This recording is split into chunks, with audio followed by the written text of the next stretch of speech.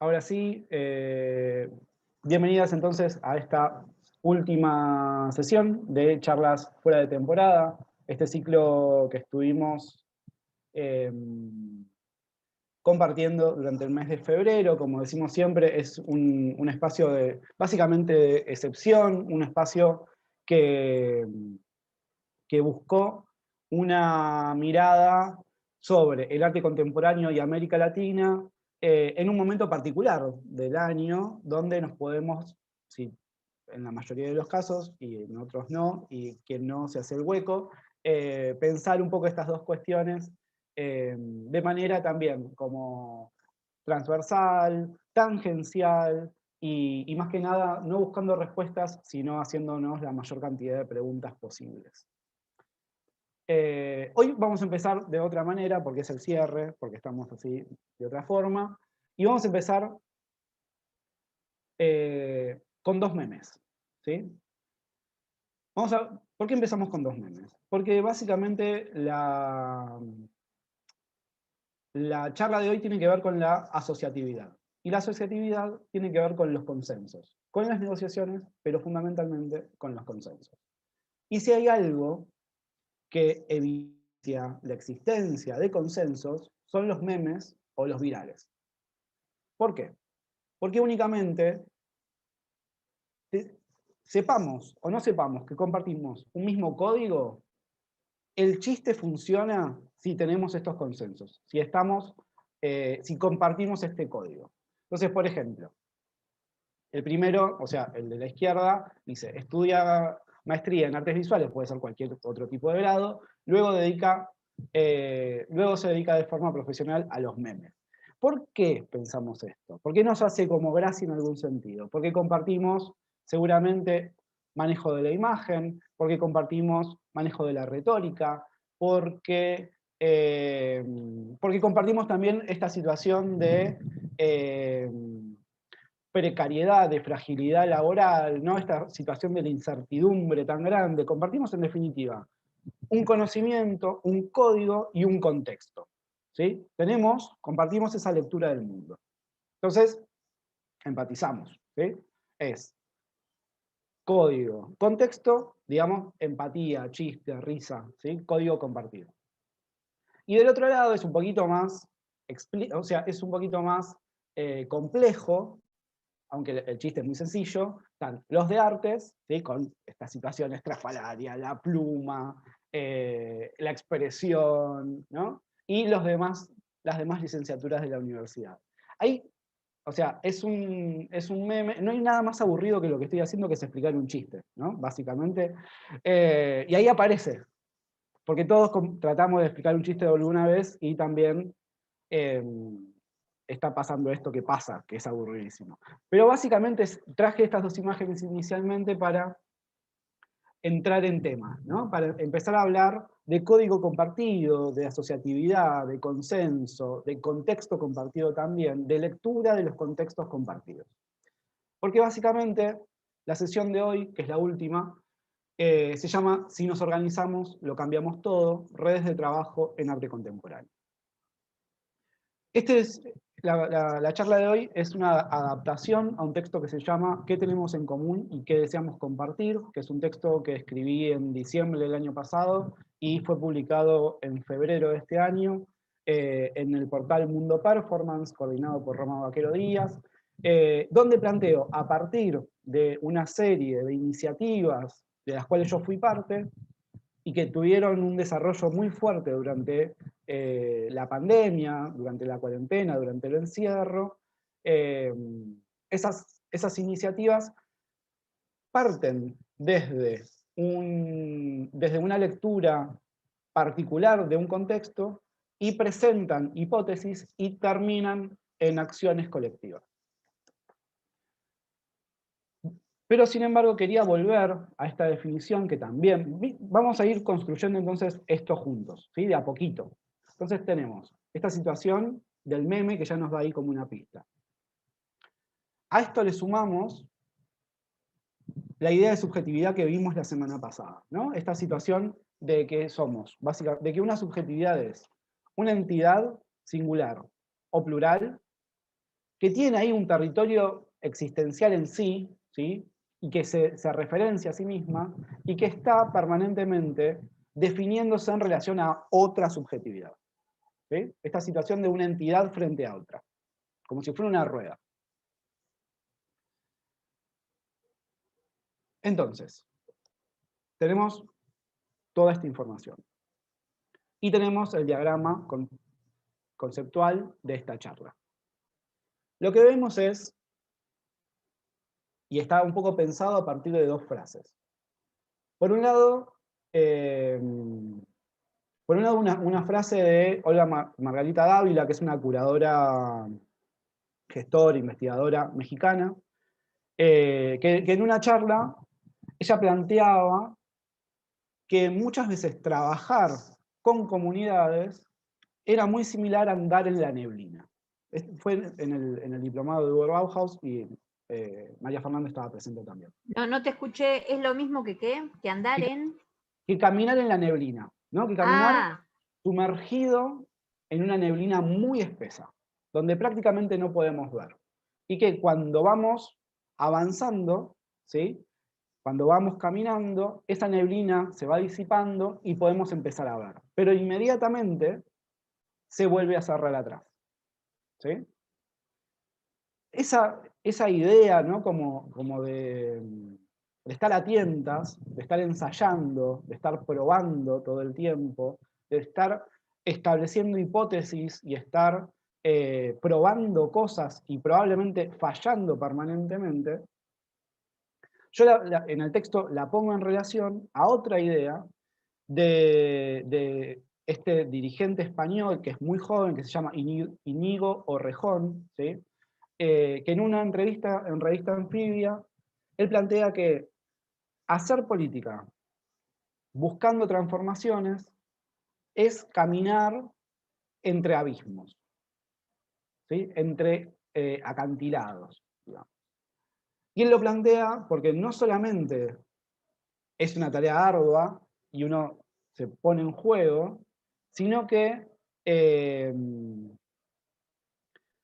no pueden medir, digamos, como esa caída, y sin embargo hay una decisión sostenida de continuar caminando.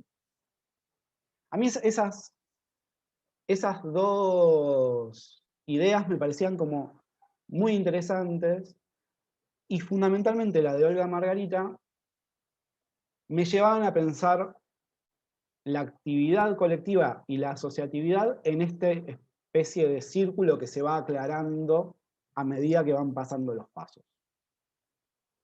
Fíjense que a medida que el círculo se va volviendo amarillo, nos vamos alejando de la estructura y de la contingencia, pero continuamos en esta situación colectiva. Lo que comparten cada una de estas etapas es justamente el rasgo de que el estadio en el que estamos no es solitario, sino que es colectivo. Entonces, básicamente lo que trata de pensar este gráfico es cómo responder a cómo responder o qué etapas pueden llegar a tener la observación y la salida de esta contingencia o incluso esta estructura que se nos hace como absolutamente incierta, ¿no? Pensemos en, bueno, esto que charlábamos, no sabemos qué va a pasar de acá a 3 meses. Eso, por un lado, es contingencial, ¿sí? Tiene que ver con un fenómeno, como veíamos la semana pasada, pero también tiene que ver con una situación estructural. Tiene que ver con que, también como lo charlábamos, y bueno, por ejemplo, en el caso que charlábamos de Ivy, ser madre y buscar trabajo en arte es muy complicado. ¿Por qué? Porque hay situaciones estructurales que parecerían complejizar todo más allá de la contingencia. Y así, bueno, miles de casos. Por ejemplo, también, volviendo a esta situación de la precariedad, de la fragilidad laboral, creo que en España es muy similar, pero por lo menos en América, en Italia también debe ser similar. Pero por lo menos en la mayoría de los países de América Latina, contamos con una estructura que es muy frágil y muy precaria. Entonces, contingencia y estructura pueden ser equivalentes. Entonces, tenemos ese punto central que tira hacia afuera un vector, o sea, un movimiento que tiene que ver con lo colectivo, y que en el primer círculo nos propone generar un diagnóstico. Generar un diagnóstico es básicamente generar una lectura, ¿sí? Y empezar a elucubrar, ¿sí?, una posible propuesta, que no llega a ser una hipótesis. Te hago pero, una pregunta. sí, ¿Vos este análisis lo haces, no sé cómo preguntarlo tampoco, desde el aspecto sociológico, o sea, desde afuera o desde la propuesta del artista? No sé si se entiende. este análisis, más que análisis, es una propuesta, tiene que ver con todos los trabajadores del arte. ¿Sí? No solamente con los artistas, sino también con, no sé, yo en mi caso, los ejemplos, los casos, las experiencias que cuento en ese texto, tienen que ver con mi rol de curador. ¿Sí? Entendiendo también, y está buenísima esta pregunta entonces, ¿qué tanto? Artistas, galeristas, curadores, montajistas, y todos los roles que estén dentro del sistema de arte, en ese sentido, son equivalentes. Y necesarios, fundamentalmente. Entonces, para atacar esa situación, para entenderla, para tratar de generar un movimiento, teníamos lo colectivo. La propuesta es de generar ese diagnóstico, de generar esta lectura, tolerando esa incertidumbre, registrándola y asumiéndola, y fundamentalmente entendiendo que ese diagnóstico es colectivo. ¿Sí? Esto es como lo inicial. Lo que propone el texto es que nosotros nunca trabajamos solos. ¿Sí? Nunca trabajamos solos, ni encerrados en la propia producción, porque detrás nuestro conocemos, hay una tradición, hay una biblioteca gigante de casos que tienen que ver con la historia del arte, por ejemplo, pero también hay contemporáneamente una serie de agentes que están más cerca o más lejos que contribuyen al valor de lo que hacemos. Valor que puede ser simbólico, ¿sí?, de reconocimiento, y también puede ser económico, y pueden ser las dos. Entonces, diagnóstico colectivo frente a la incertidumbre. Un segundo anillo nos propone que con ese diagnóstico que hicimos, empecemos a producir una hipótesis, desde lo colectivo siempre. ¿Sí? Empecemos a pensar desde la asociatividad, ya con un nombre, es decir, reconociéndonos, reconociendo mis referentes, algo que con Ivy en clínica trabajamos mucho, los referentes, nuestras alianzas, los colectivos a los cuales yo pertenezco, para justamente empezar a plantear una posible respuesta o una pregunta que ponga en palabras, ¿no? La hipótesis tiene esto, de segmentar, de cerrar, de poner en palabras lo que en el anillo anterior era absolutamente inasible, indecible, indescifrable. Y por último, en el círculo más amarillo, en el más alejado, obviamente continuamos desde lo colectivo, pero ya directamente nos proponemos acciones, ¿sí? Del diagnóstico vamos a la hipótesis, y de la hipótesis, desde lo colectivo, planteamos una acción. ¿A qué le tenemos que prestar atención? Justamente a los efectos de esas acciones. ¿Sí? Y esto funciona en la obra también. Si yo, en vez de contingencia o estructura, pondría acá intención, por ejemplo, otra palabra que usamos mucho, me podría manejar esa intención desde lo más nebuloso, ¿sí?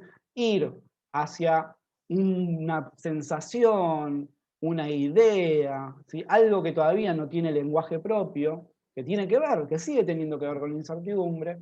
Después, bocetar. Y ahí el ámbito de la intuición estaría ahí, ¿o no? Siempre está la intuición, siempre está ahí, siempre está como rebotando, tanto en esta lectura que estamos haciendo para la obra, para la producción, como para el abordaje como más desde el sistema, la contingencia y la estructura, como veníamos charlando recién. El tema es qué hacemos con esa intuición, cómo la materializamos, cómo le damos límites, ¿no? Borde, la cosificamos un poco, cómo la volvemos herramienta. Entonces, boceto, ¿no? Como empiezo a probar, empiezo a ponerle lenguaje a esa idea, y luego fundamentalmente empiezo a darle acabado, ¿no? Como a llevarlo a un ámbito como mucho más contundente, a definir objetivos, y en esa definición de objetivos es donde tengo que otra vez estar atento, atenta a los efectos de esa obra, a la lectura básicamente. ¿Sí? Bien, este es más o menos el recorrido que muchas de las iniciativas que vamos a ver y de las obras que vamos a ver fueron recorriendo o están recorriendo. ¿Hasta acá bien? ¿Sí? Bien.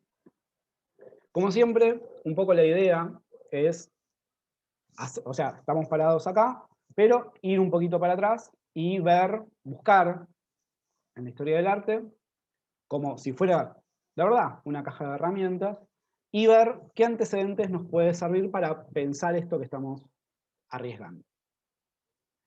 En este caso, vamos a pensarlo desde el arte neoconcreto brasilero.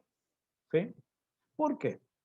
Porque básicamente el arte neoconcreto brasilero va a ser un movimiento que inicie en la modernidad, que tenga su desarrollo desde el contexto, que ahora vamos a charlar, y que básicamente trace el recorrido de todo el arte contemporáneo brasilero hasta, nada, modificar la forma en que se produce hoy el arte contemporáneo en Brasil. ¿Cómo surge? Esto no va a ser una clase, sino que van a ser así como algunas referencias, pero podemos pensar el surgimiento del concreto y del neoconcreto brasilero en un contexto bien determinado. Por ejemplo, en el arte concreto y el neoconcreto surge a finales de los 50 y tiene que ver con dos situaciones.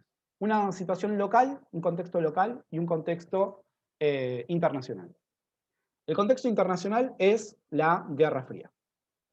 ¿Sí? Este mundo separado en dos modelos, básicamente. Que no solamente tenían que ver con lo político y lo económico, sino que también tenían que ver con lo artístico-cultural, ¿sí? Con lo intelectual también. En ese contexto internacional se da la primer Bienal, no solamente de Brasil, sino de América Latina toda, que es la primer Bienal de San Pablo, que es ese flyer, iba a decir, ese afiche que está ahí colgado. ¿Cuáles son los dos correlatos a los escenarios político y económico que comentaba recién? Por un lado, de una punta del ring tenemos al abstraccionismo expresivo o expresionismo abstracto, que básicamente tiene esta situación tan liberal, ¿no? Liberal en el sentido económico y en el sentido político, ¿sí?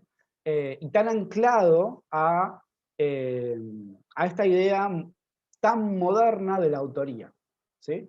Entonces, tenés una situación que tiene una gran tradición del expresionismo abstracto estadounidense, esta demencia de decir que una producción artística puede resultar apolítico o despolitizado, y una libertad de forma.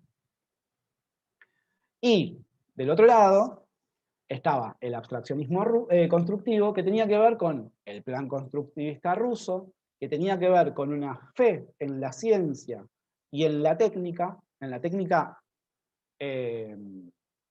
dura, ¿no? Y un rechazo a ese individualismo del cual el expresionismo abstracto era supercultor. Entonces, bueno, estos eran los dos referentes internacionales de estos dos movimientos, ¿sí? Estos dos movimientos que se daban en Brasil tenían estos referentes que al toque que uno piensa en expresionismo abstracto, piensa en Pollock y este mural del 43, y cuando uno piensa en el constructivismo, piensa, por ejemplo, en Moholy-Nagy, que era uno de los fundadores de la Bauhaus y que tenía este tipo de conformación. ¿Por qué traigo esto acá? Porque fundamentalmente la estrategia para discutir el contexto era una estrategia colectiva, ¿sí? Y esto, yo básicamente para que no digan, o sea, para que no parezca, no, a este se le ocurrió que la colectividad es una salida y está flasheando con esto. No, la estrategia de la asociatividad es una estrategia netamente histórica y ha sido desde siempre una estrategia para básicamente discutir, construir, promocionar, potenciar, ¿sí? Eh, la diferencia es que hoy tenemos otras formas de asociatividad. Clau, ibas a decir algo. No, porque me quedé pensando que en realidad el expresionismo abstracto fue una idea que generó la CIA. Totalmente. Sí, no sé si O así. sea, No, claro, no, porque es algo, digamos, mucho la libertad, o sea, era una idea que necesitaba un otro para oponerse a los rusos. Y mira, yo no me acuerdo, vos capaz que te acordás, pero hay un artista que es de Inglaterra que ya hacía lo que estaba haciendo Pollock, antes que él. puede ser. Después, Ok. ahora después me fijo. Bueno, Pero bueno, a Pollock lo agarraron y lo pusieron arriba del pedestal por intereses políticos. sí, sí. Todos los movimientos tienen que ver, y más la construcción, pensemos esto, la construcción de la historia es una construcción, y la construcción de ese relato tiene que ver con una disputa de poderes. Es como... entonces sí, yo no me animaría a decir que a Pollock lo pusieron, pero sí, claro, es una estrategia para insertar este tipo de discurso y Bueno, este tipo no, a Pollock y a todo su ideas. grupo de expresionistas. No, pero digo, pensemos el fenómeno, ¿sí? No lo moralicemos, no le busquemos como lo correcto o lo incorrecto. Yo, en una mesa de café, estoy completamente de acuerdo con vos. Pero pensémoslo un poquito más. Pensemos lo que traía detrás el expresionismo abstracto. Se me cruza por el abstraccionismo expresivo que me vuelve loco ese enroque de palabras. Pensemos en... A ver, la idea es pensar en ese contexto, en esa pugna, cómo estos artistas se colectivizan y construyen dos dispositivos para pensar y para generar esta discusión, ¿sí? Eran dos modelos que estaban ahí en pugna, en el mismo país. Esto es maravilloso, además. Entonces, tenemos dos, claro, de esta pugna nosotros vamos a ir a directamente los colectivos de arte concreto, ¿sí? Contexto, fenómeno. Entonces, ¿qué básicamente proponían estos dos grupos? Que eran contra este figuratismo hedonista, ¿no? Este goce por la pintura, la búsqueda del arte persiguiendo el conocimiento, ¿sí? Y esta situación medio de ejercicio imaginario, ¿sí? Esta situación inventiva que también nos puede llevar a pensar el concreto argentino, ¿sí? Concreto invención. Entonces, esta situación imaginaria versus, o aliada, o ahí, en tensión, con esta situación de no representar, sino ser realidad. Que ahí es donde esas dos fórmulas cierran en esta idea de invención que es argentina, ¿no? O sea, ¿cómo soy realidad desde la imaginación? Bueno, desde el invento, desde la generación de algo nuevo. Y bueno, estos dos grupos, que primero va a ser el arte concreto y luego va a ser el grupo frente, van a, como les decía, partir de una lógica que es primero mucho más geométrica y con vínculos a esta situación técnica, concreta, fría incluso, matemática, sí, fuera de este goce, ¿no? Igual es como súper relativo plantearlo en estos términos porque cualquiera puede gozar con... Gozar de una línea. Total. Pero bueno, siguiendo esas palabras, van a partir de este bagaje de forma, fundamentalmente, que tienen también que ver cada vez más con la exploración de lo óptico, ¿sí? De la percepción, del estudio de la óptica, y van a empezar a tender hacia otro tipo de propuestas. ¿Sí? Fíjense cada vez cómo pasamos de pinturas rectangulares con las mismas proporciones y cómo esa forma empieza a ponerse en juego también. ¿Sí? Piensen lo cercano, piensen ese bastidor con ese ángulo, por ejemplo, en ese momento. Parece Piensen, el cierre de una fotografía, ¿viste? Es el total. obturador de la fotografía. Y fíjense también cómo ya, en este momento, Ligia Clark propone estos dos cuerpos, que sigue siendo pintura, sigue siendo un objeto bidimensional, pero ya ha perdido el marco y el bastidor rectangular. Son dos objetos exentos, digamos. Cada vez más jugando con esta situación de la percepción en sí.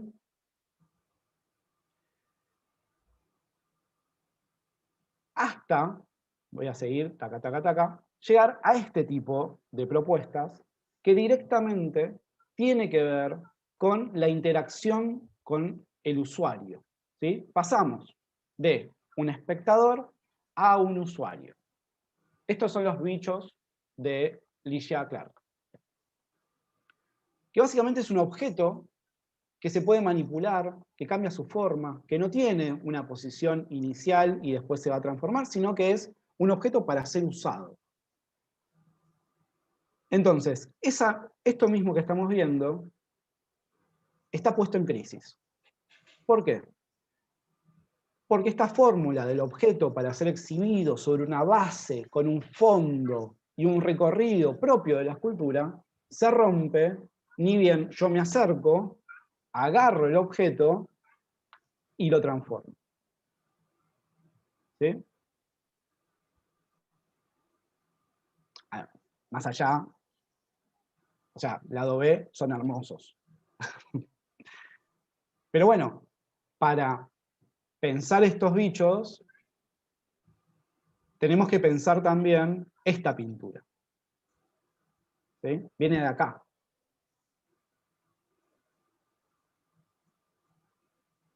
Vimos la semana pasada este tipo de propuestas. Propuestas también como híbridas, que tienen que ver con la percepción, con el uso, pero también podemos pensar cierto goce ante estos objetos bellos, ¿no? La relación con el entorno, el brillo, el reflejo, el goce con estos materiales. A ver, bien. No. Y está el caso también de Ligia Pape con estos, siguen viendo la pantalla, ¿no? Con estos objetos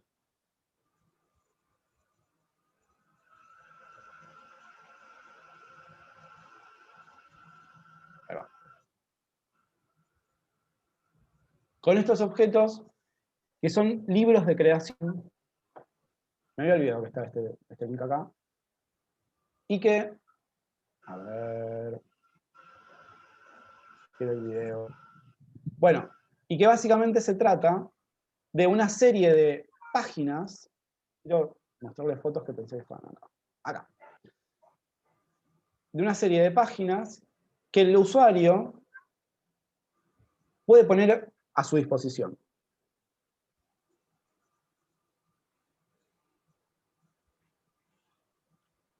Ahí está. Acá hay una diferencia entre los bichos de Clark y el libro de Pape. ¿Cuál piensan que es esa diferencia? Según lo que estamos viendo. Que no es esta chica. Acá, por ejemplo. Y la persona que está accionando tiene guantecitos. Así Ahí, que sí, no me pero parece que puedan ser manipulados. tal cual. Sí, eso es posterior, tiene que ver con cómo los museos utilizan las obras de los artistas también muchas veces y cómo necesitamos conservar algo, que este era el punto, es sumamente frágil. Los bichos de Clark son metálicos, se la bancan, ¿sí? Son de chapa, tienen bisagras, son rústicos. Este libro, en cambio, es de otro tipo de materiales, mucho más endebles, que tienen mucho que ver con el papel, con el lenguaje propio del libro, aunque también, como vemos ahí, hay acrílico, ¿sí? Es otra cosa, es mucho más endeble. Ahora, como decía Fer, y en el mismo sentido que veíamos acá, el riesgo que tiene este tipo de producciones es que cuando se archivan, cuando se institucionalizan, pueden llegar a perder su verdadera función. ¿Sí? ¿Qué es esto? Cuando nosotros vayamos creo que en el Malva hay uno de estos.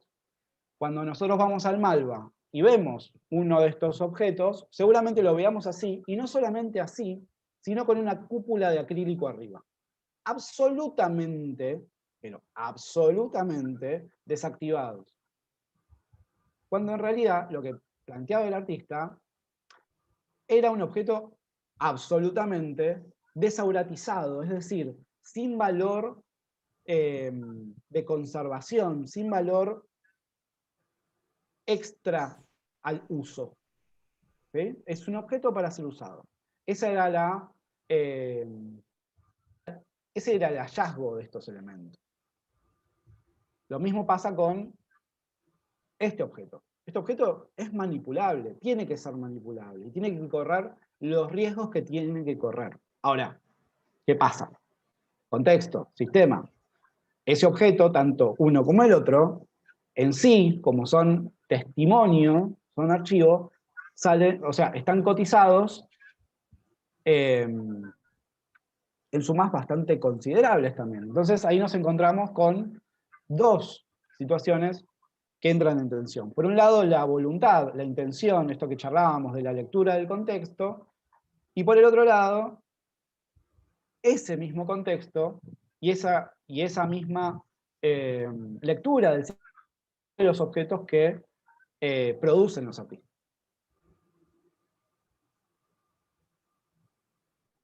Entonces, la práctica de... Me fui lejos. Pero la práctica de estos colectivos, y en particular de Ligia, de las Ligias, y después vamos a ver de Elliot y Zika, se siguen abriendo, ¿sí? Se siguen abriendo. Y se siguen abriendo en parte gracias a haber sentado las bases en esos dos colectivos. ¿Sí? Vimos esta obra la semana pasada, el divisor. En una de las carátulas de apertura, creo que en la segunda, cuando hablamos de sexualidad, vimos este ejemplo de Elliot y Zika, que se llama Parangolé, Y es básicamente un conjunto de géneros, un conjunto de telas que se disponen para que el usuario pueda danzar, pueda moverse, pueda tener una inyección vital de estímulo, ¿sí? Ya ahí nos olvidamos de esta situación antigoce o que se revelaba ante este posible hedonismo de la forma y el color, y ya estamos encontrando ahí una producción que no solamente goza y propone esta situación de disfrute, sino que propone esta situación de disfrute a personas que no son del sistema del arte, ¿sí? Lo que hacía Otisika era encontrar una persona en situación de calle, ¿sí? Y proponerle usar este parangolé y entrar en contacto, ¿sí? Eran también como situaciones que tenían que ver con ese entrar en contacto, con la convivencia. La obra de Otisika sigue como expandiéndose incluso en el espacio, y encontramos en esas pinturas geométricas que veíamos recién un antecedente para este tipo de instalaciones que no tienen, como en cuanto a función, mucho que ver, porque acá se plantea una situación espacial, de recorrido, pero esa situación de recorrido y espacial sigue teniendo que ver con eso que veíamos, que es la dislocación, sí, como este ensayo y esta exploración centrado en el estudio de la óptica y de la percepción. También juega con otros sentidos, con otras percepciones, como por ejemplo el tacto. La intención era que el usuario ingrese descalzo sobre estas superficies y entre en contacto con estos colores, con olores, con superficies, ¿sí? Que eran algunas más cómodas que otras, y generar entonces ahí un conjunto de signos perceptivos que permitan generar otra relación con el ambiente. Hasta que finalmente produce ya directamente este tipo de pancartas que tiene que ver con una demanda social que plantea sea marginal, sea héroe. Ahora, si nosotros volvemos al inicio de esta presentación, podemos pensar según este manifiesto neoconcreto. ¿Qué dice? En la pintura, como en la poesía, en la prosa como en la escultura y en el grabado, el arte neoconcreto reafirma la independencia de la creación artística frente al conocimiento objetivo y al conocimiento práctico. Los participantes de esta primera exposición neoconcreta no constituyen un grupo, no los unen principios dogmáticos. La afinidad evidente de las investigaciones que realizan en varios campos los aproximó y los reunió aquí. El compromiso que los obliga compromete primeramente cada uno de su experiencia, y ellos estarán juntos mientras perdure la afinidad profunda que los aproximó. Lo que nos está planteando acá este manifiesto es que básicamente es esta situación de leer el contexto de manera colectiva, encontrar estos acuerdos en cuanto a estas lecturas, ¿sí? Y proponer no solamente una hipótesis, sino una acción que permita insertar esta hipótesis en la contingencia, en el contexto. ¿Sí? Entonces, y lo que cierra diciendo acá es que esos acuerdos, como siempre decimos, ¿no? Creo que con Claudia lo hemos hablado, en cuanto a colectivos, por ejemplo.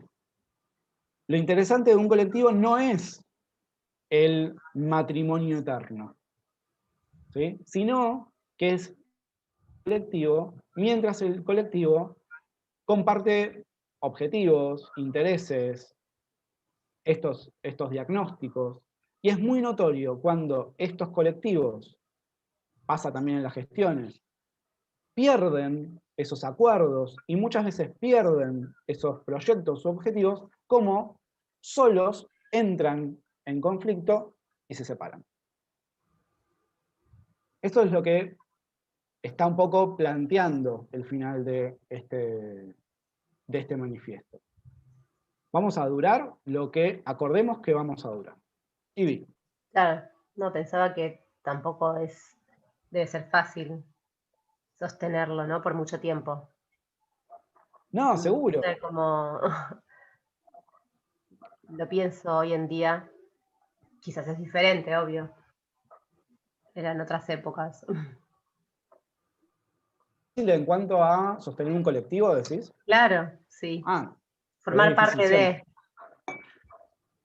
formar parte de y dejar de lado un poco tu proyecto por entrar a formar parte de un proyecto colectivo. Totalmente. Hay algo que no puse en el. Que se podría ampliar un poco el diagrama, es que estar en colectivo y generar asociatividad implica necesariamente una negociación permanente. Porque esa acción colectiva nunca es unánime, ni nunca es plena, ni nunca contiene la plena voluntad de todas las personas que integran ese colectivo. Entonces, permanentemente estamos negociando.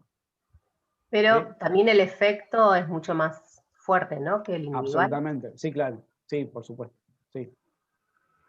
Sí, lo que pasa es que para mí lo fundamental es encontrar qué querer decir.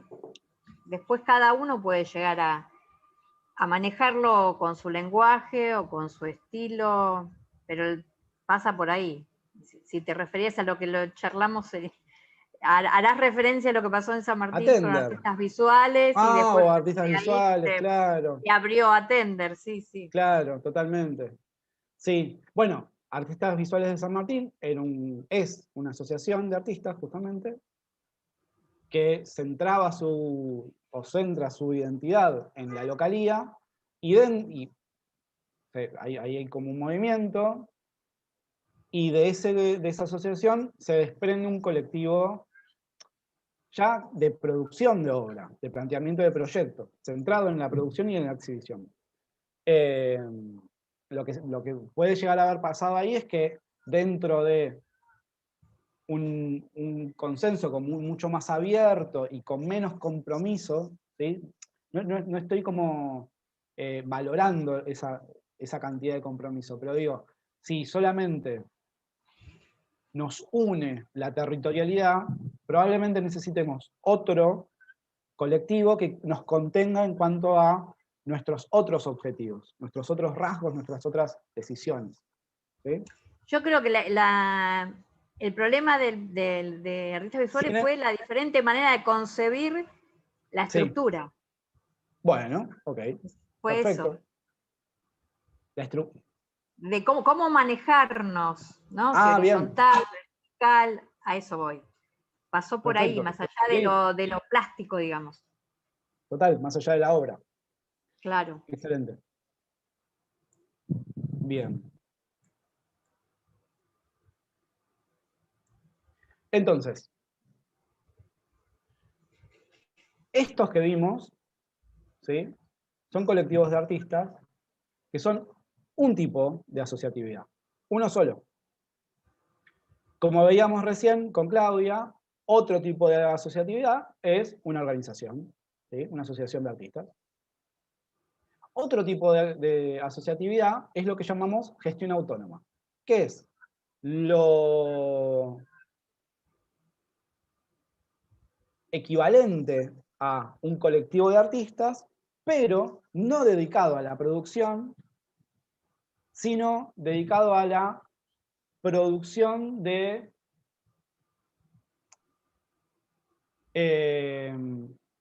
actividades y proyectos que tienen que ver más allá de la obra. Vamos a ver un montón.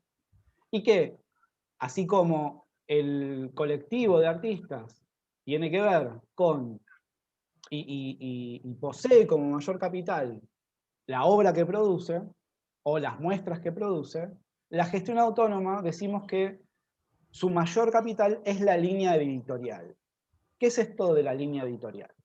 Es la cantidad de decisiones que las personas que integran esa gestión autónoma van tomando para ver no solamente qué se quiere decir, como decía Clau, sino cómo se quiere decir, qué se quiere hacer y de qué manera. Obviamente, otro tipo de asociatividad es las alianzas, ¿no? Como, bueno, que es, digamos, de un grado menor de compromiso que una gestión autónoma, porque es una alianza, digamos, circunstancial. Bueno, nos juntamos con otro curador, por ejemplo, y juntos hacemos una muestra con 3 artistas. Bueno, nos aliamos y generamos colectivo. Como Las ejemplo coauto- de acción autónoma podría ser Abra, No, ¿no? no, porque Abra es una organización, Sí, sí, es una asociación. Tienen sí. una institucionalidad mayor, ¿sí? Las gestiones autónomas pueden iniciar Ah, y durar, qué sé yo, 3 meses, 2 semanas, 15 años. bien, está ¿Sí? bien. Las organizaciones tienen una inscripción legal incluso. ¿Sí? Sí. Necesitan ser oficiales, ser reconocidas por el Estado. ¿Sí? Bueno, las gestiones autónomas no necesariamente, por ser gestiones autónomas. Después depende qué forma tenga esa gestión autónoma, el registro que tenga y la relación que tenga con los entes oficiales. ¿Sí? Gestiones autónomas, vamos a ver ahí un montón. Entonces, colectivos, organizaciones, gestiones autónomas, alianzas, coautorías. ¿Cuál otra se nos ocurre? Tipos de asociatividad. Estrategias para estar juntos y hacer cosas juntos.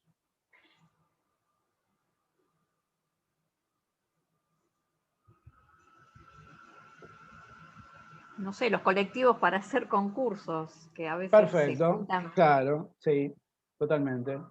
Las alianzas entre espacios, ¿no? También, como, bueno, no sé, estamos pensando entre RAF y el Museo Carnacini, hacer como una activación cruzada, entonces ellos vienen para acá, nosotros vamos para allá. Hay otra asociatividad, ¿no? Hay una relación entre espacios. O cuando se junta, se forma una organización para hacer alguna movida de bien público. Totalmente, totalmente. Sí, movidas que tienen que ver con lo reivindicativo, por ejemplo, ¿no? Nosotras proponemos, por ejemplo. Bien, básicamente hablamos entonces de una estrategia. La asociatividad, pensémosla así, como una estrategia, como una decisión para actuar. Y ahora les voy a contar una serie de casos, ¿sí? Vamos a ir charlando como un montón de situaciones, en relación a lo que veníamos charlando esto recién. Esta charla y este texto que yo les comentaba recién, empieza contando este proyecto que es una gestión autónoma de artistas, ¿sí? Absolutamente virtual, ¿sí? Y que surge el año pasado en pandemia. Ellos me convocan para hacer el texto y lo que planteábamos en ese vivo, donde yo tengo una foto que soy un desastre, es esta situación de la incertidumbre, ¿no? De cómo los artistas, ustedes los artistas, se encontraron en la necesidad o en el requerimiento o en la posibilidad también de producir en cuarentena. Entonces, toda esa muestra tuvo que ver con eso, con producciones en lápiz muy chiquititas y que iban de situaciones muy oníricas, como muy del sinsentido, muy del dibujo automático, hasta algo tan elemental, ¿sí? Como empezar a registrar inicialmente los brotes de una germinación. ¿Sí? Santiago Canción tenía estos dibujos que tenía que ver con los sueños, con el paisaje, con un paisaje irreal, y Lorena Itatí Galarza registraba esta situación como tan doméstica como en un frasco, pongo a germinar unos brotes y veo qué sucede. Y después eso se deforma. ¿Por qué traigo esto? Porque en esta En este caso, lo que podemos pensar es, primero el gesto y la necesidad de asociarse en este contexto, en un contexto donde para quienes trabajaban y percibían, esto que charlábamos con Claudia al principio, que el sistema de arte, si bien era súper frágil y súper precario, se terminó, digamos, de quebrar, se terminó de evidenciar esa fragilidad cuando los espacios cerraron, los talleres cerraron, se dejaron de hacer muestras. Esa economía precaria y flexibilizadora y frágil se terminó de detener. Y es ahí donde los artistas empezaron a producir desde las estrategias que iban apareciendo. Entonces surge la posibilidad de formar Ortiga Contemporánea, que es una galería virtual que tiene un conjunto de artistas y que en esa virtualidad producen también muestras virtuales, como era esta situación. Esto es una muestra que en rigor no existe. ¿Sí? Yo era muy gracioso porque todo el año me negué a hacer muestras virtuales, y en diciembre me convocan para hacer una muestra virtual. Y bueno, dale, vamos a hacer una muestra virtual. ¿Cuál es mi juego ahí? Básicamente la escritura de ese texto y esa conversación donde seguimos pensando la obra. Entonces, ¿es posible hacer curaduría desde la virtualidad? Sí, por supuesto. Pero ¿cuál es la herramienta en ese sentido? Y eso es algo que charlamos un montón durante el año pasado. La charla, la conversación. ¿Sí? Esta situación de decir, esperar respuesta y volver a pensar. El siguiente caso, que es algo que charlamos un montón y que Ivana conoce mucho, es el de clínicas 4x4. Clínicas 4x4 tiene presencia aquí, hoy, porque básicamente a lo largo de los 8 meses que duró el primer volumen, lo que fuimos conformando fue un glosario, fue un conjunto de palabras a través de las cuales nos pusimos de acuerdo para darle discurso a algo también, ¿no? Tan incierto y tan difícil de definir como es el proceso productivo de un artista. ¿Sí? Entonces, uno de los abordajes de la reflexión frente a la clínica era esto, bueno, ¿qué estamos haciendo acá? ¿No? Yo muchas veces terminamos una sesión con un grupo, decimos, ¿qué estamos haciendo? ¿Con qué estamos trabajando? De verdad, como, ¿viste? ¿Cómo es esto? De verdad, ¿qué estamos haciendo? Y bueno, lo que estábamos haciendo era construir ese glosario, tratar de ponerle nombre para darle seguimiento a los procesos de ustedes. ¿Sí?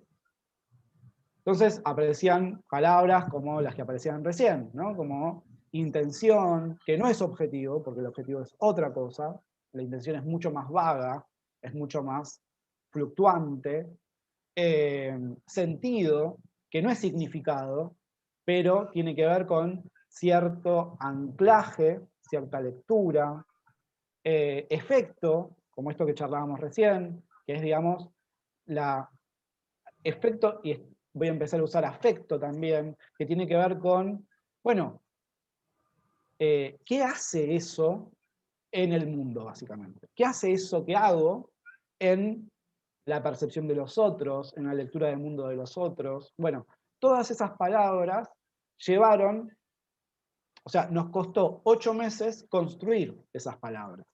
Lo interesante de Clínica 4x4 también es que, como la muestra de Ortiga que les mencionaba, tuvo un desarrollo casi plenamente en pandemia, plenamente virtual. ¿Sí? Que también significó un desafío. Porque si bien en el primer cuatrimestre tuvimos este tipo de, creo que fueron 2 reuniones presenciales, directamente, e Ibi lo sabe, con los chicos del segundo cuatrimestre, o sea, nos conocimos al final con algunos. Con Ibi no nos conocemos, por ejemplo. Y una vez por semana nos vemos y charlamos 3 horas. de algo tan personal y tan cercano y comprometido como es la producción. Entonces nada, esta situación se da, ¿por qué? Porque desde la coordinación entendimos que era una gestión autónoma, ¿sí? Entendimos que teníamos que tomar decisiones en cuanto a formato, en cuanto a metodología, en cuanto a funcionamiento incluso administrativo, ¿sí? Tenía que tener un nombre, teníamos que ponernos de acuerdo o no y sostener la atención en cuanto a la mirada sobre el arte contemporáneo que la gestión tenía. Y una vez que eso estaba cerrado o planteado, porque eso está bueno también charlar de la gestión autónoma, nunca está cerrado, sino que va actualizándose permanentemente, era poner a jugar este dispositivo que habíamos inventado con 4, 8 y ahora, en este cuatrimestre, 12 artistas, ¿sí? Y sus producciones. Y era otra vez, bueno, primer círculo. Una idea. Bueno, estaría bien hacer una clínica de arte. Estaría bien hacer una clínica de arte que no sea la típica clínica maltratadora de artistas. Estaría bien hacer una clínica de arte que no fuera ni maltratadora ni supermasiva tipo cancha de River. Y un predicador ahí arriba. Idea. Intención. Ok. ¿Podemos ponerle podemos ponerle un número? Sí, ¿cuántos más o menos? Para que sea rentable también. Para que nuestro trabajo tenga una retribución justa. Bueno, 4. Ok, perfecto. Y así fuimos construyendo hasta llegar al final del año, donde medimos el efecto también en las producciones. Y la manera de medir el efecto es la publicación, por ejemplo, de un fanzine, donde está la producción de los 4, 8 u 12 artistas, o 12 artistas que participan en cada cuatrimestre. ¿Se entiende? ¿Sí? Otra gestión autónoma, completamente distinta, con otro capital, a ver, ¿cuál es el capital? ¿Qué portamos? ¿De qué somos dueños en Clínica 4x4? De estas decisiones que decíamos de formato, pero también de este excedente de la investigación que compartimos con los grupos durante 8 meses, que es este glosario. ¿Sí? Se va conformando este dispositivo. El capital de RAF es absolutamente distinto. RAF tiene un capital material que le permite otro tipo de desafíos y que le evita otro tipo de desafíos. ¿Sí? A su vez, RAF tiene otra lectura, ¿sí? Se basa en otra lectura, de otro contexto, que es el contexto de San Martín, donde nosotros entendimos que había un conjunto de artistas que se denominaban como de San Martín, que tenían un arraigo, un conjunto de instituciones que tenían un conjunto de instituciones que tenían una tradición de existencia y de trabajo y que también tenían un reconocimiento en esos artistas. Entonces, nos planteamos si era posible generar una gestión autónoma que no fuera estatal, ¿sí? Que fuera autónoma y que entre en diálogo, en conversación y, ¿por qué no?, en conflicto con esas entidades que eran todas estatales. Entonces, bueno, esto es lo que hacemos en RAF, hacemos muestras, ¿sí? Vienen los artistas, hacemos curadurías, los artistas muestran, pero también hacemos activaciones, en esas activaciones charlamos un montón, una vez por semana nos juntamos a charlar, y de esa conversación surgen los libros, los primeros 2 libros de RAF, que básicamente es este tipo de texto que está acá. ¿Sí? Es un artículo crítico, ¿sí? Según los temas que fueron moldeando cada muestra, pero lo más importante son los textuales de los artistas. ¿Sí? Y así se conforma un poco este texto como a un montón de manos. Ah, mira, acá justo estaba Luna Acosta, la autora de la obra que veíamos al final de la charla pasada. Entonces, bueno, tenemos otro tipo de capital, ¿sí? Otro tipo de decisiones, porque el capital es otro, porque el alcance, la posibilidad es otra, ¿sí? Y otro tipo también de inscripción histórica. Nosotros producimos, en este caso, libros, ¿sí? Producimos este tipo de contenidos. Cuestiones que comparten también con nuevos proyectos que tienen que ver directamente con convocatorias editoriales. Es decir, acá se da una red de artistas, ¿sí? Se da un entramado. Nosotros entramos en asociatividad circunstancial con estos artistas, ¿sí? Y acá, básicamente, durante también la pandemia, convocamos a que estos artistas sean parte de una primera antología editorial. Entonces, lo que estamos ahí ensayando es si podemos hacer otro tipo de redes. Y Pregunto, ¿cómo se sostiene? ¿Lo dijiste o...? RAF es privado, ¿sí? Se sostiene gracias a el empuje de sus dueños, básicamente.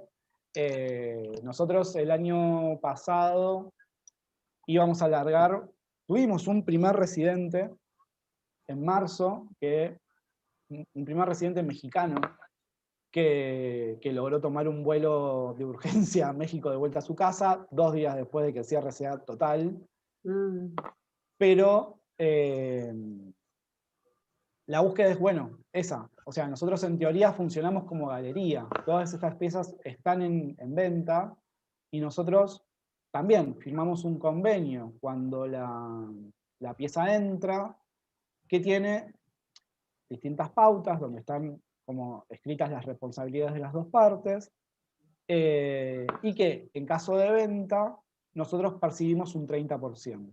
Ese 30% en comparación a las galerías comerciales es realmente bajo, porque las galerías comerciales funcionan con un 50%. Nosotros no trabajamos como galería porque no sostenemos compromisos estables con los artistas, entonces nuestro trabajo en ese sentido es limitado, ¿sí? Un artista que trabaja con galería establece un compromiso de largo plazo. Sí. Nosotros como, durante un mes y medio. Bueno, divulgadores y... No, está bien, te quería preguntar. No, genial. Y por acá no hay de ese tipo de privados así.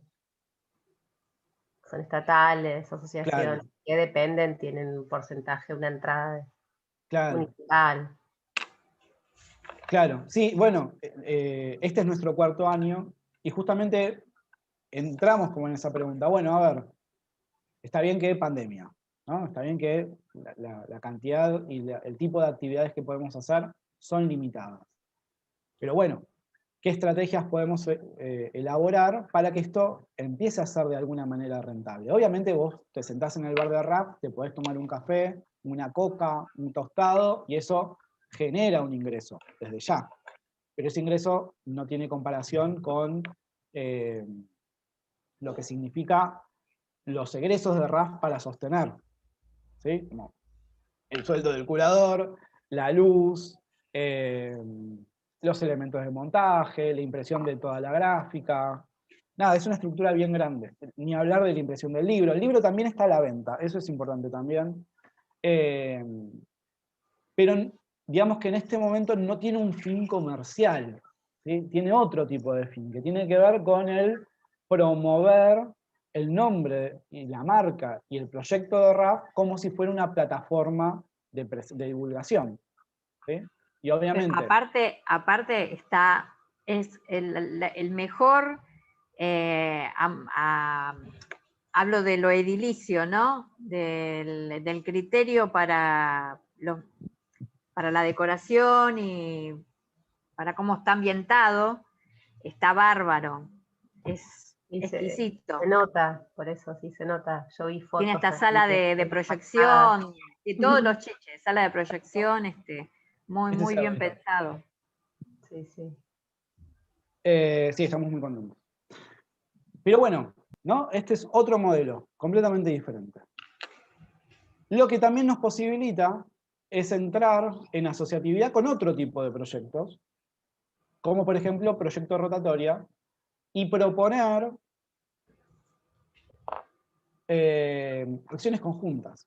¿Sí? Proyecto Rotatoria es una gestión que no tiene sede física y que se dedica a algo tan inmaterial y abstracto como la difusión del arte contemporáneo en formato GIF. ¿Sí? El GIF es esa animación que hoy por hoy intercambiamos por WhatsApp, por ejemplo. ¿Sí? Bueno, los chicos de Proyecto Rotatoria entendieron que en ese lenguaje había un territorio para explorar. Y entonces vienen desde ya varios años desarrollando convocatorias, muestras y publicaciones para seguir pensando el GIF.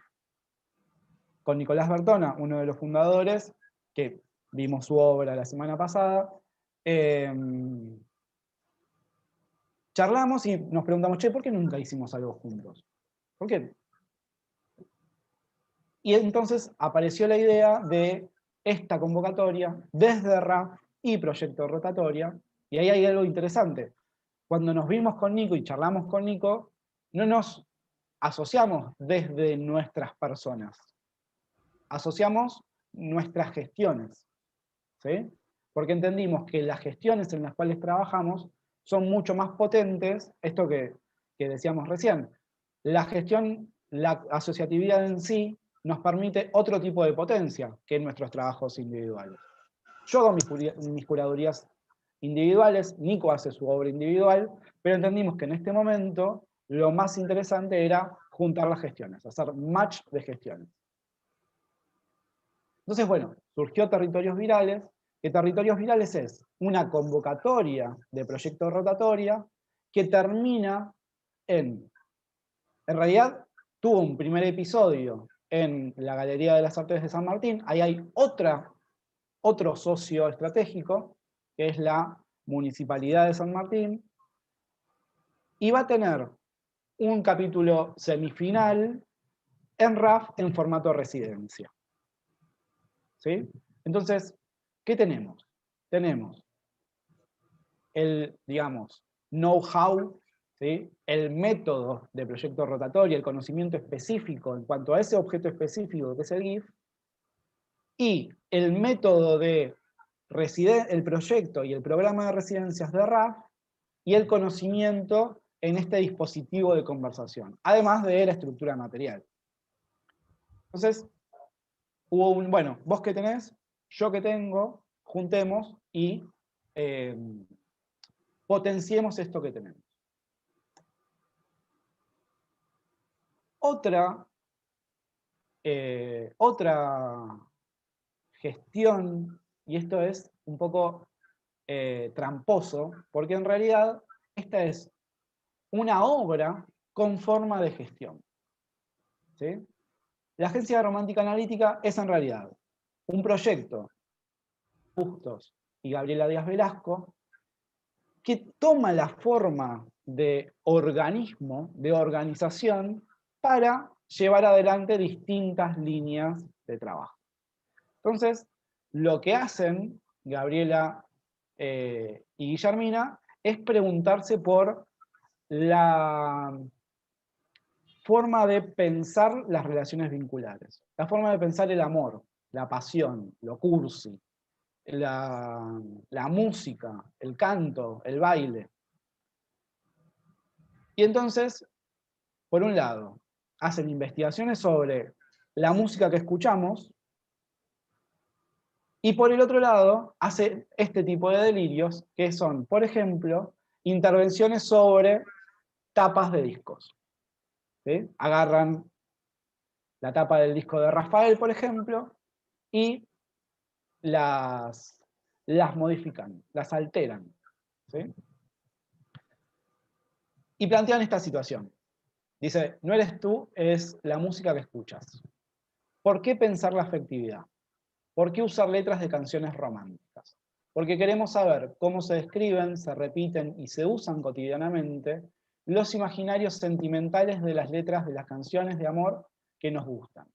Queremos saber y entender cómo nos están afectando, si influencian esas canciones y por qué sentimos que ellas reflejan nuestros estados emocionales. ¿Sí? Traigo esto porque básicamente me resulta interesante. Como dos artistas se juntan para generar una organización que las excede, en definitiva, porque es más grande que ellas, y al mismo tiempo pensar también algo tan individual como esto, ¿no? Como la afectividad, el gusto. Acá hay una situación de desarmar esta idea de gusto y pensarlo a niveles estructurales, es decir, ¿qué demonios sucedió que a mí me gusta cantar canciones de Luis Miguel cuando me levanto el domingo y baldeo el patio? ¿Qué pasó? Bueno, ¿o qué, por qué yo escucho una canción? Perdón. Estaba leyendo ahí la frase esa, digo, No, no, ahora el no sé. otro día yo estaba en la papelera de mi hijo y mis compañeros de trabajo tienen 22 años, uno 25, el otro, y de repente escucho a Luis Miguel Aguante. y subí por la escalera y estaba uno tarareando, mi hijo que estaba pensando lo que puede llegar a ser su novia. Y, yo no podía creer, ¿viste? Porque son re jovencitos y están escuchando, me hiciste acordar a Luis Miguel. Sí, sí, Total. Y ellos son del rock. Pero que es rock también, ¿no? Onda, ¿por qué? ¿Por qué esa canción me pone triste? ¿Por qué esa otra me parece como... el inicio de esta investigación fue un formulario donde, por ejemplo, te preguntaban 5 canciones que sean tristes para vos, que te resulten tristes. 5 canciones románticas que te resulten tristes. Y después fue 5 canciones románticas que te resulten ridículas y 5 canciones románticas que te resulten, creo que, alegres. Entonces, claro. ¿cómo es esta Letra. categoría? Las letras, la Hay cada música. letra. Bueno, ya Como, se estaba ahí leyendo esa. Yo soy aquel que cada noche te persigue.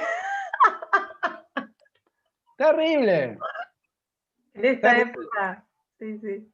¿Cuántas veces hemos cantado esta canción tan desfemicida como es la de Sting, la de The Police? La de ¿Cuál? cada paso que des, yo estaré ahí. Parezco Ah, María sí, sí, Grace sí. cantando en Mira, español. yo hoy escuchaba por radio el análisis, hablando de María Elena Walsh, que hay análisis, por ejemplo, Manuelita se va a París a ponerse linda y a estirarse para que el tortugo la vea bien.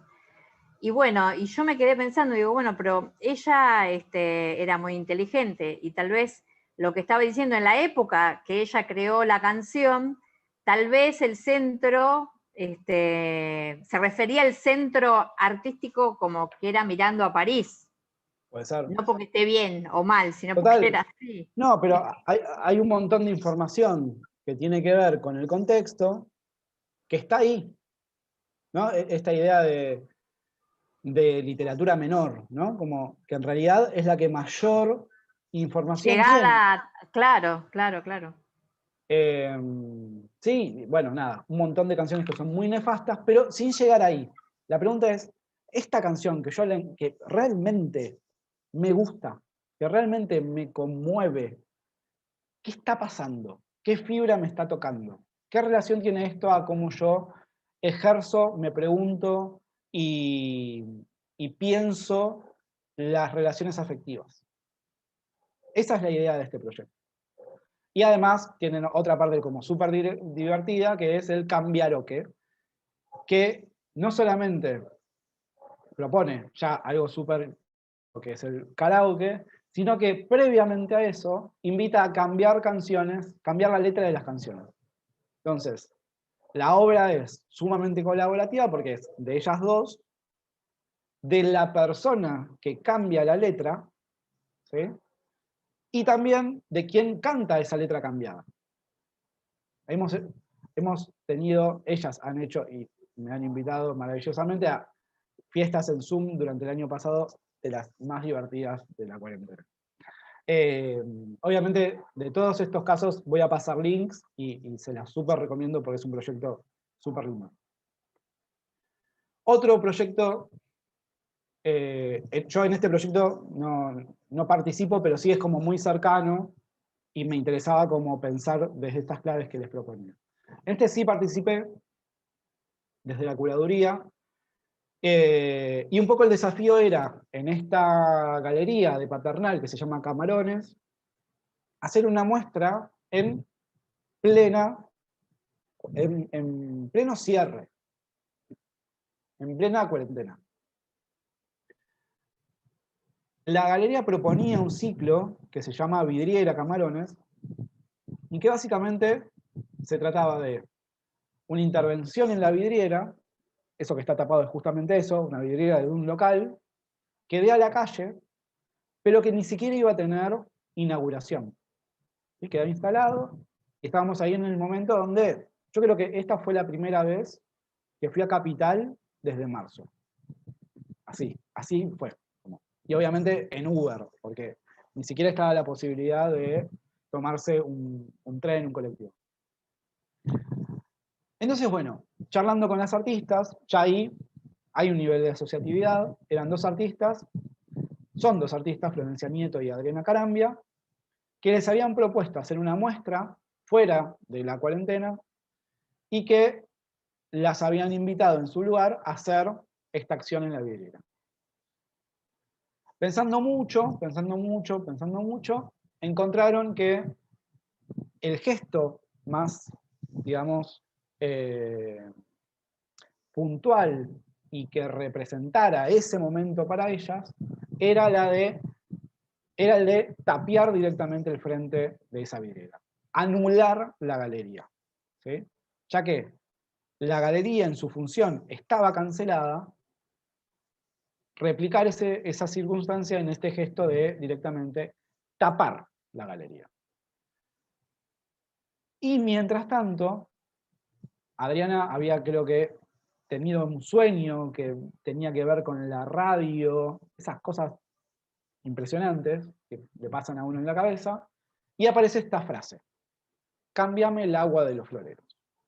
Una frase que en sí no tiene ningún anclaje, un signo que estaba ahí, arrojado, básicamente. ¿Estás muteada, Clau? No, digo para el dengue, para que no vengan los mosquitos. Yo lo asocié con eso. También. Puede ser. Pero en sí, ese gesto y esa frase, ese texto, no tenía ningún tipo de sentido. Y ese texto, en realidad, más que arrojado ahí, fue propuesto en otro nivel de asociatividad. Bueno, este es el momento donde instalamos la lona. Y lo que les quería contar era esto. Durante lo que duró la muestra, digamos, que estábamos en un momento donde una muestra era esta situación de acción en Instagram, por ejemplo, lo que hicimos fue invitar y convocar a distintos artistas de distintos lenguajes a que agarraran la frase y compartieran una producción. ¿Qué podía ser? Una foto, un texto, un poema, un video, una canción. Y entonces así se fue desarrollando, básicamente, no quiero usar una palabra que está como demasiado visitada, pero una especie de red medio rizomática, ¿sí? De un montón de producciones que no necesariamente tenían otra conexión que esta frase. Ahora, ¿cuál era el sentido de esto? Más allá de la riqueza de estar recibiendo durante 15 días, 20, permanentemente estímulos y de invadir, ¿no? Como las redes con esta acción. la idea y el sentido era básicamente permanecer juntos creo que en septiembre, o sea, y septiembre que era uno de los meses más duros, ¿sí? Donde esa incertidumbre y esa visión de futuro estaban más difíciles, ¿sí? Acuérdense, septiembre, rebrote a morir, ya un hastío muy importante y ni noticias de la vacuna, ¿sí? Bajando ahí el contexto. Entonces, lo que terminó pasando fue esta estrategia nuevamente para, no sé si pensar la contingencia, pero sí para permanecer juntos, ¿sí? Para estar más cerca. Todo este material quedó hospedado en esta página de Medium, donde pueden acceder y visitar. Quedó ahí como una especie de bitácora de estos días. Y eso también nos interesaba, generar un archivo de estas expresiones. Que eran todas expresiones, piensen eso también, que tenían que ver con lo doméstico, porque los espacios de producción de esos tiempos eran la casa. Entonces, había un archivo también de los lugares que estábamos habitando. Otra, y uno de los mejores casos de asociatividad, es Trabajadores del Arte. Trabajadores del Arte es justamente esta estrategia de la asociatividad y del trabajo colaborativo llevado al ámbito del sistema de arte.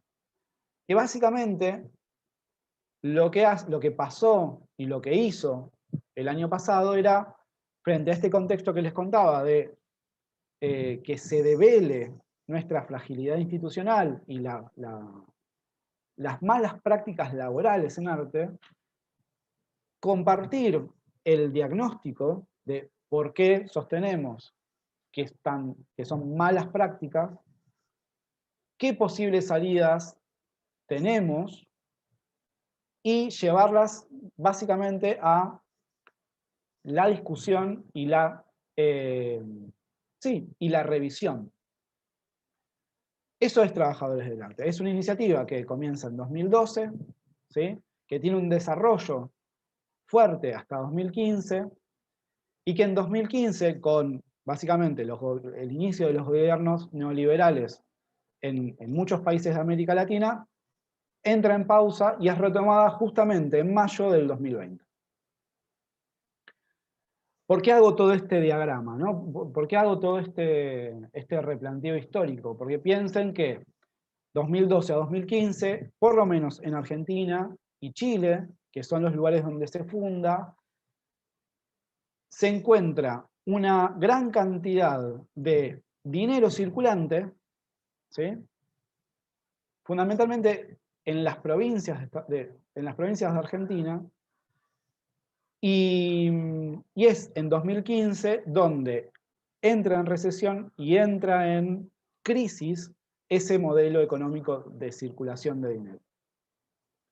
Pasado esos 5 años, que es básicamente, por ejemplo, en Argentina, el macrismo, en plena pandemia, en plena, otra vez, incertidumbre, y en pleno momento donde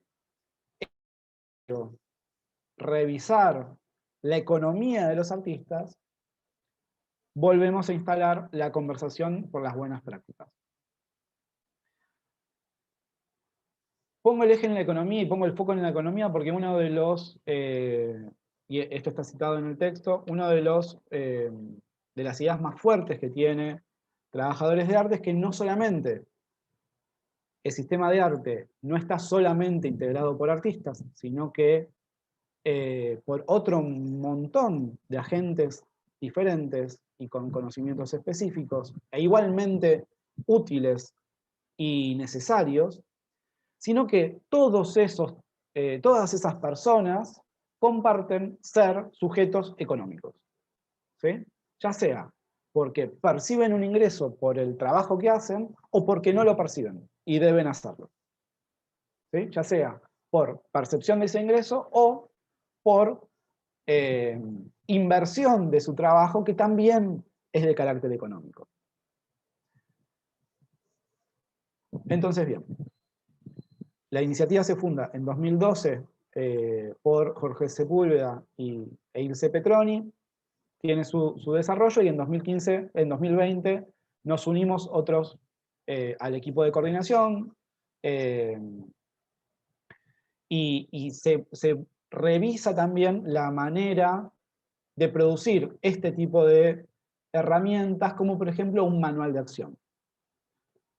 Un manual de acción que básicamente reúne estas preguntas, se hace nuevas y se ejecutan de manera colaborativa. Detrás del manual de acción hay más de 100 personas trabajando. ¿Sí?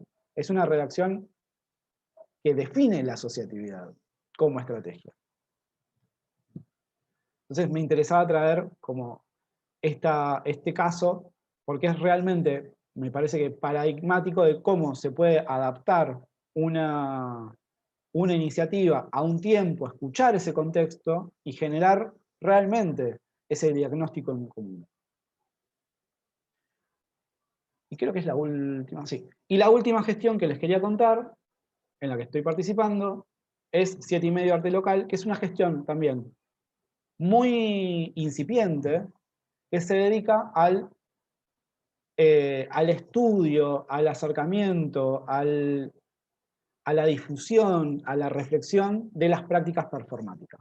Es una gestión que fundamos en septiembre del año pasado con Verónica Draghi, y que por ahora en nuestro Instagram vamos compartiendo acciones dedicadas a pensar el arte contemporáneo en relación al cuerpo. Entonces, por ejemplo, el lunes pasado generamos un primer episodio de un ciclo de lecturas sobre arte que se llama Mesa Triangular, donde nosotros en el espacio de 7,5, porque 7,5 tiene un espacio, contactamos por Zoom a un invitado y básicamente leemos y pensamos durante básicamente, estoy diciendo mucho básicamente, 1 hora y media más o menos. Eso queda grabado, lo pueden escuchar en YouTube, pero lo que nos interesaba, otra vez, es poner en relación nuestras ideas con las ideas de otro, citando incluso a otras ideas. Porque cuando uno lee, no vas a leer lo propio, sino que traes las ideas de otros que te forman, que te estimulan. De eso se trata Mesa Triangular. Y así, bueno, otro montón de proyectos, pero lo interesante de 7,5 es la idea de gestión autónoma que ya les conté, la idea de gestión autónoma en una localía, ¿sí? Nosotros somos arte local porque nos plantamos también en San Martín y porque nuevamente, con mínimo capital, ¿sí? Mínimo, incluso menor que las clínicas 4x4, porque ni siquiera está la intención de que esto sea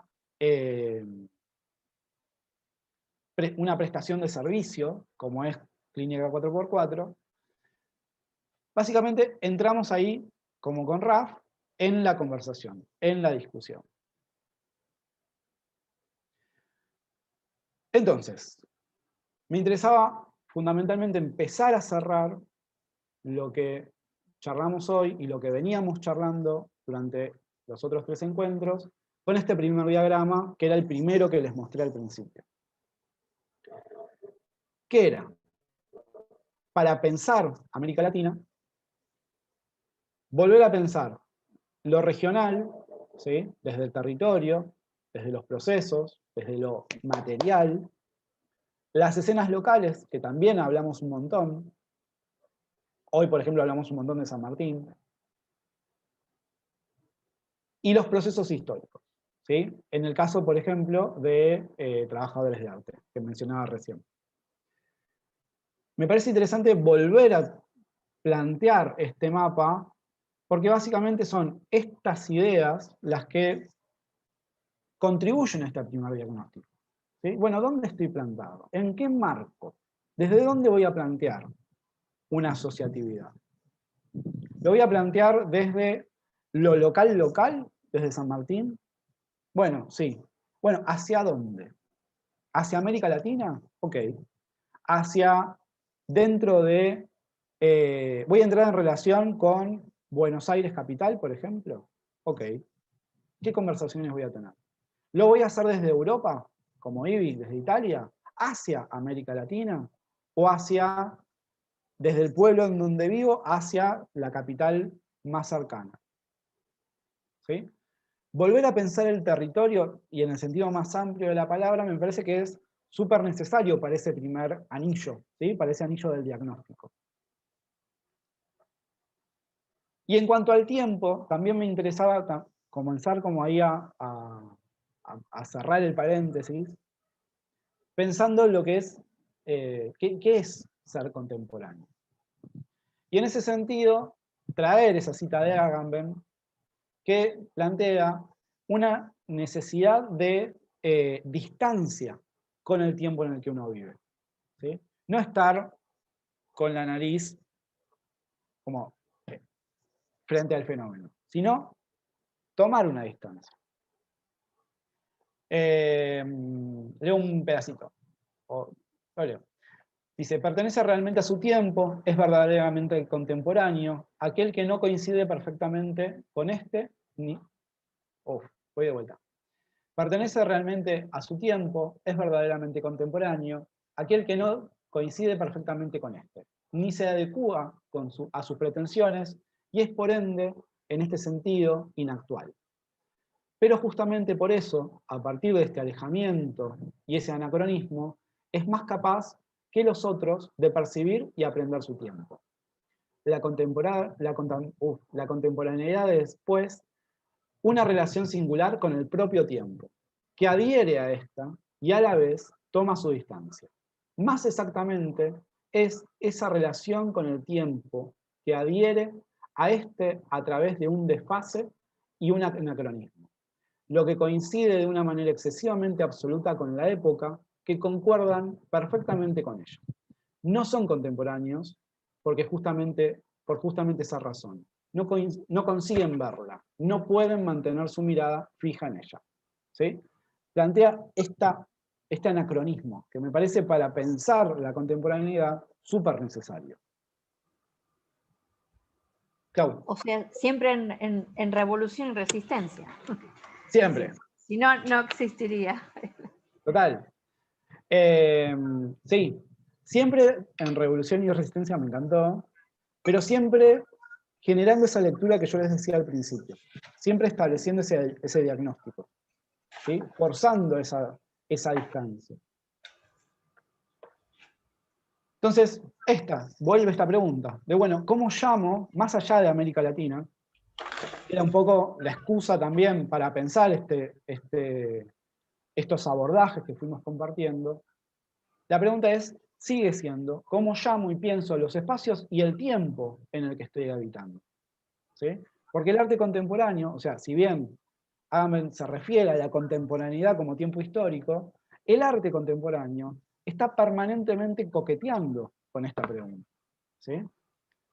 Y ni hablar del arte contemporáneo latinoamericano, ¿sí? Que, como decíamos en el diagrama anterior, está pivoteando entre esos tres ejes.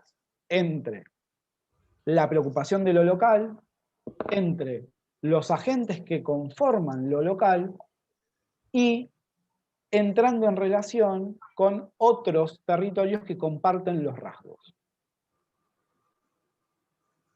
Para cerrar ahora sí, este último diagrama, el arte latinoamericano contemporáneo, que me parece que lo simplifica todo. Ivo Mesquita, que es un curador que es muy interesante, fue curador de la Bienal de San Pablo, creo que es la 28, que plantea esta idea de, en arte estamos hartos de hablar de cartografía, hartos de hablar de cartografía, y es una idea que vuelve, que nos encanta. Porque es realmente muy útil, ¿sí? Mesquita lo que plantea, sin tener que ver con este diagrama, es que el curador como cartógrafo, o hacer cartografía en arte contemporáneo, es no solamente reconocer el territorio en el que yo estoy transitando o estoy habitando, sino que inventarlo conforme yo lo voy pensando y lo voy registrando, lo voy dibujando. ¿Sí? Piensen en la tarea del cartógrafo, ¿no? Antes de que existiera el mapa de América Latina no existía. ¿Sí? Nosotros tenemos en la cabeza la conformación de esa imagen del territorio, pero en realidad esa imagen del territorio probablemente no sea tan así, sino que tenga otras formas, otros vericuetos, otras especificidades, otro tamaño por la curvatura de la Tierra. ¿Sí? Como todo dibujo, como toda imagen, como todo código, es una convención. Por eso la idea de cartografía nos tiene artes, pero nos sigue encantando. Sobre, ahora sí, el arte contemporáneo en América Latina, lo que plantea Mezquita es que si bien se trata de la yuxtaposición entre estas dos esferas, ¿sí? Las condiciones de existencia, lo que podríamos llamar en mi diagrama, este también es mío, pero en mi hipótesis, la contingencia, por un lado la contingencia y por el otro lado las condiciones de manifestación y de representación, es decir, cómo nos pensamos y cómo nos decimos, ¿sí? Cómo difundimos la idea de lo que somos. En la yuxtaposición de esas dos esferas aparece el objeto de arte, el fenómeno del arte contemporáneo latinoamericano. De esta manera, dice Mezquita, que se produce arte contemporáneo acá. Lo que permite, y esta es la parte más interesante, articulaciones políticas propias, es decir, lógicas, ¿sí?, de funcionamiento y de relación que no están impuestas, mucho menos son generales y que nos pertenecen. ¿Sí? Esta es la idea.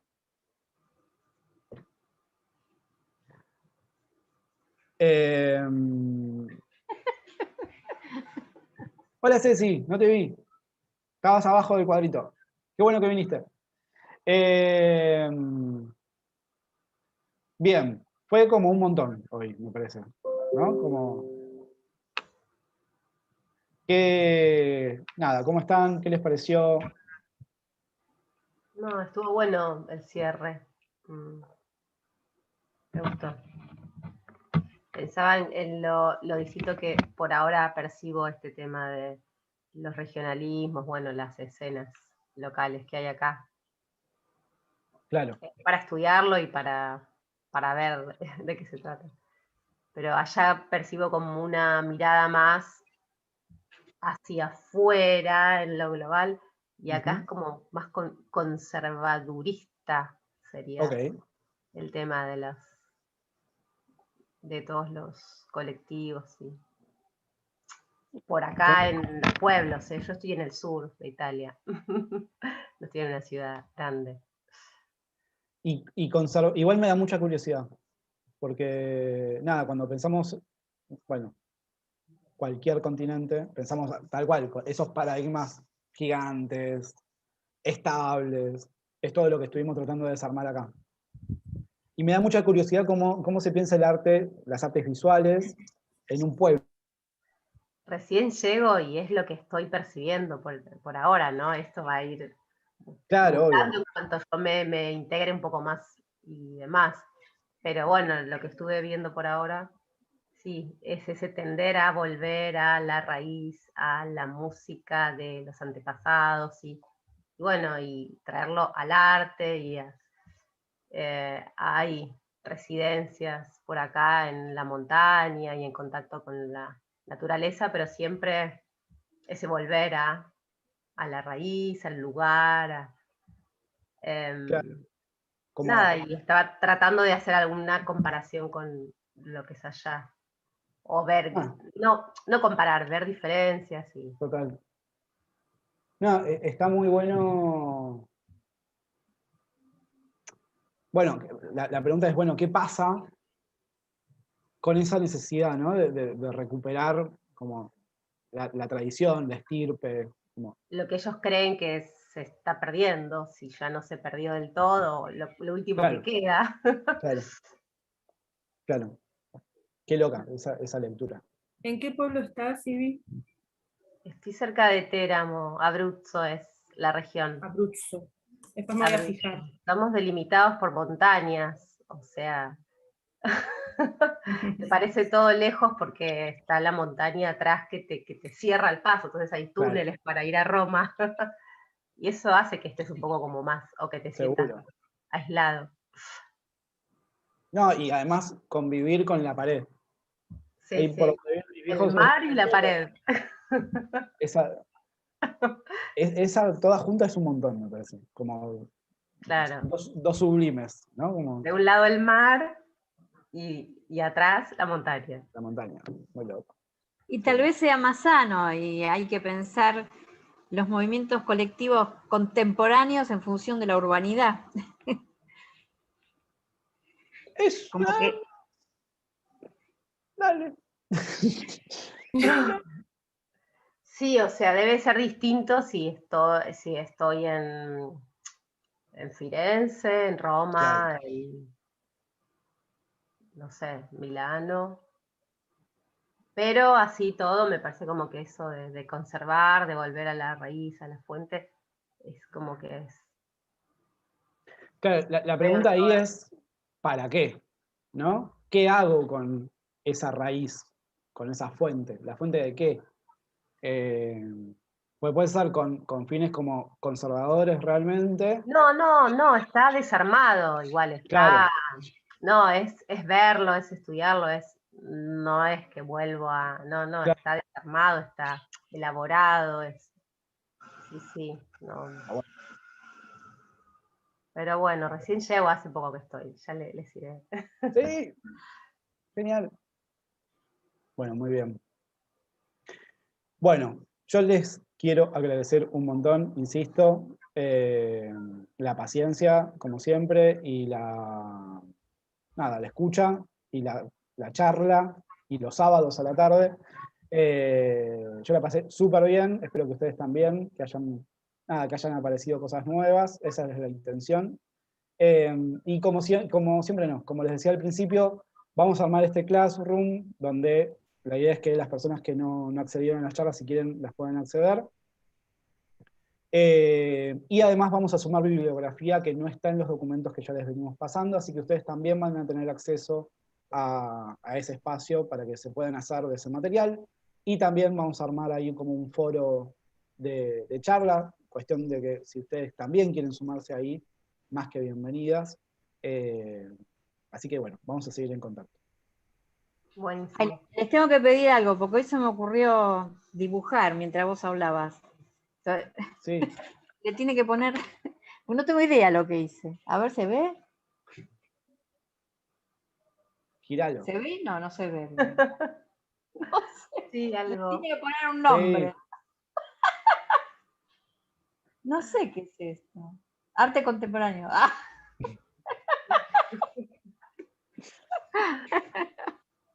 Excelente.